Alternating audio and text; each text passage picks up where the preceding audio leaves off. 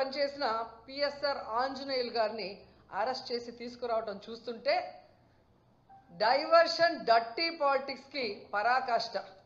అంటే ఈ కూటమి ప్రభుత్వం ఎంత దిగజారిపోయిందో ఇక్కడ స్పష్టంగా అర్థమవుతుంది. పోలీసులు గుర్తుపెట్టుకోవాలి, ఈరోజు లోకేష్ చంద్రబాబు నాయుడు మాటలు విని రెడ్ బుక్ రాజ్యాంగాన్ని అమలు చేస్తున్న పోలీస్ ఆఫీసర్స్ ఇది మీరు అర్థం చేసుకోవాలి. తప్పు చేయని ఆంజనేయులు గారిని ఈ విధంగా అరెస్ట్ చేసి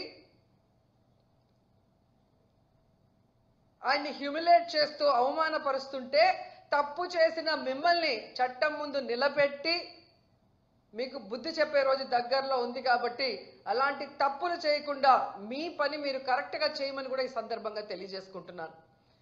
ఎందుకంటే ఏదో కిరీటం పెట్టేస్తారు చంద్రబాబు నాయుడు లోకేష్ అని చెప్పి చాలా చోట్ల పోలీసులు పెద్ద స్థాయి నుంచి కింద స్థాయి వరకు అందరూ కూడా వన్ సైడ్గా తప్పుడు సాక్ష్యాల్ని సృష్టించి తప్పుడు కేసులు పెట్టి ఏ విధంగా అరెస్ట్ చేసి పైశాచిక ఆనందం పొందుతున్నారో వాళ్ళందరినీ కూడా హెచ్చరిస్తున్నా.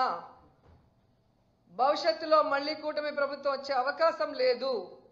ప్రజలు ఇప్పటికే మేల్కొన్నారు. ఈ కూటమి ప్రభుత్వం వల్ల వాళ్ళు సర్వనాశనమైన విషయాన్ని వాళ్ళు గుర్తించారు. జగన్మోహన్ రెడ్డి గారి ప్రభుత్వంలో పేదలు ప్రశాంతంగా బ్రతికిన విధానం గుర్తుపెట్టుకొని మళ్ళీ జగనన్న కోసం ఎదురు చూస్తున్నారు. జగనన్న ముఖ్యమంత్రి అయిన వెంటనే తప్పు చేసిన వాడు ఎవరైనా వదిలిపెట్టేది లేదు. న్యాయస్థానం ముందు నిలబెట్టి వాళ్ళందరినీ కూడా జైలుకు పంపిస్తామని కూడా హెచ్చరిస్తున్నాం.